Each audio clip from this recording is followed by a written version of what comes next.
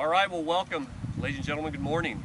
I really appreciate you coming out today, and it's turned out to be a beautiful day. The sun's a little hot, but I think we can get through it. But welcome to our unveiling ceremony of this new combat convoy truck we recently acquired. This time I want to welcome some of our distinguished visitors. Our guest speaker today is Jared Nieves. He is a vehicle operator. Him and his wife Anna came down from Birmingham, so thank you for showing up. And then of course we have the one and only retired Colonel Joe Panza, Air University Foundation President. Thank you. And Leadership Montgomery, thank you for coming. Of course, part of this is for you, and I'll get right into that. I want to thank Leadership Montgomery for all your efforts and what you did to get this vehicle here today. Your contributions with fundraising and actually solidifying a vendor for the concrete pad really helped move this project along. But this was truly a group effort, starting from Joint Base San Antonio, Texas, Joint Base Lackland, San Antonio, Texas, to Barksdale. In San Antonio, the 502 Logistics Readiness Squadron actually got the truck physically moving, and that momentum carried it to Barksdale Air Force Base in Louisiana, where they brought it over to us here in Montgomery. We used the local 908th Reserve Unit to help get it positioned to where it's at now. Them and a really big winch is what we used to get those guys going. But for those of you who are not familiar with our airmen's role in convoy combat ops, I'm just going to give you a little brief summary. So back in 2003 in Iraq, the Army's requirements for long-haul transportation exceeded its capability. So they looked to the Air Force for help. And in 2003, the Air Force actually set up some line haul transportation lines for them, and there's actually 4 companies established. And in 2004, the Army and Air Force agreed to merge that mission together, where the Air Force was really embedded with the Army to help them haul these whatever goods, whatever cargo they were taking back. We actually stood up a combat convoy course at Camp Bullis in San Antonio, where Air Force vehicle operators, vehicle maintainers, and other folks that had anything to do with the vehicle convoy ops went to learn their combat skills.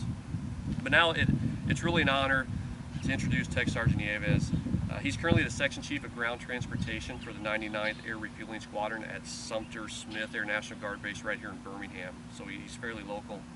He began his Air Force journey as a vehicle operator and participated in combat convoy operations throughout the Middle East, including combat convoy operations in this particular vehicle. And as you'll see, if you look inside on the driver's side, his call sign is up there on the top, the Hulk. That was him. He put it there, and I'm going to turn it right over to him. So, ladies and gentlemen, TSgt Nieves.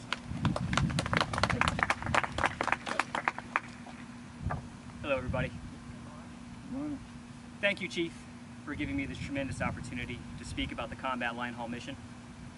I'm very grateful and honored to tell you about the training and the sacrifices of these brave men and women who all served their country proudly and enabled the 2008 bilateral agreement set forth by President George H.W. Bush to be fulfilled.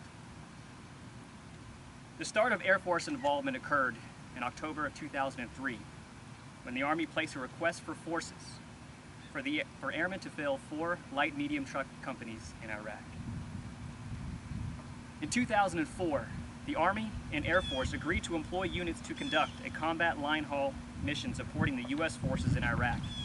Additionally, the Basic Combat Convoy Course, known as BC-3, was stood up at San Antonio, Camp Bullis in San Antonio, Texas, to prepare Air Force vehicle operators, vehicle maintainers, and other vital personnel for convoy operations. BC-3 involved a lot of paramount training.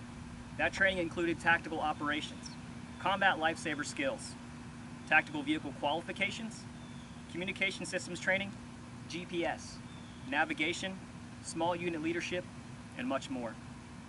In 2005, 2 medium truck detachments were stood up under the 586 Expeditionary Logistics Readiness Squadron. Those 2 were the 70th Medium Truck Detachment, known as the Scorpions, and the 424th Medium Truck Detachment, known as the Centurions. In addition to those 2 detachments, the Combat Support Detachment, known as the War Reapers, was also stood up. Throughout the time between 2005 and 2010, the combat line haul mission underwent 3 phases. The transition phase was 2005 to 2006. The surge operations occurred from 2007 to 2008. Finally, sustainment was 2009 and 2010. In 2010, the 387th Expeditionary Logistics Readiness Squadron would assume command of the combat line haul mission and participate in the Convoy mission, which was stated to be the largest retrograde of personnel and cargo since World War II. This phase, the last phase, was known as Drawdown, which occurred from 2010 to 2012.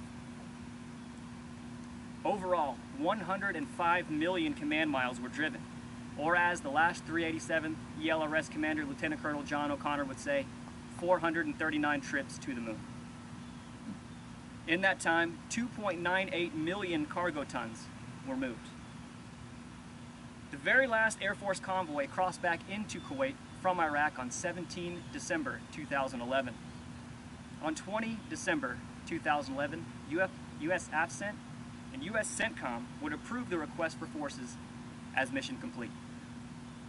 The 387th ELRS was deactivated 6 March of 2012. In total, there were 2,063 northbound missions and 214 local missions. Although everyone I know has fond memories of the combat line haul mission, the statistics prove their warrior ethos, resiliency, and hardiness of spirit. Throughout the mission, there was 132 small arms fire attacks, 186 IED attacks, and 141 mortar and RPG attacks.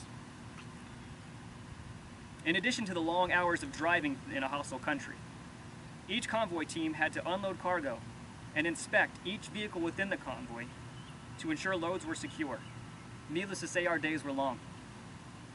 Moreover, each convoy team had additional duties for its team, such as convoy commander, assistant convoy commander, lead vehicle commander, foreign national liaison, and radio telephone operator. I was elated, Chief, to find out that my vehicle, Truck 308, was chosen to show the people what we utilized and what we endured. Staff Sergeant, now Tech Sergeant Bradley Bibbins and I were the last individuals to operate Truck 308. Bibbins was our FNL and I was the RTO. You may have noticed the damage on the vehicle.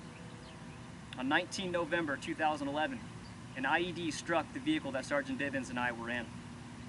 It occurred in between checkpoint 29 and 30 Alpha, about 45 minutes to an hour outside of Kalsu. Thankfully, no U.S. military or civilian-friendly convoy operators were affected by the incident. When I arrived home after the mission, I felt a level of pride that I've never experienced before. I stood tall despite all the short jokes I received throughout my deployment, and felt proud to have contributed to something that so many of my brothers and sisters in arms have contributed to before me. This vehicle also symbolizes the ones who made the ultimate sacrifice in executing this mission. For them, I owe a great of gratitude.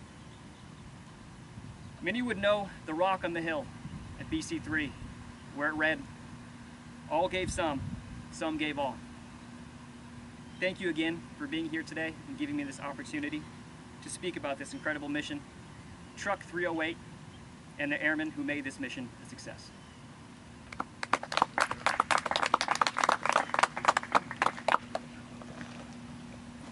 Well, thank you, Tech Sergeant Nieves. It's great to have you here. Actually operated the vehicle, and share that story with you. So it's neat. I'm sure a lot of these folks will probably come up and have some questions for you afterwards. If you wouldn't mind sharing some more stories with it.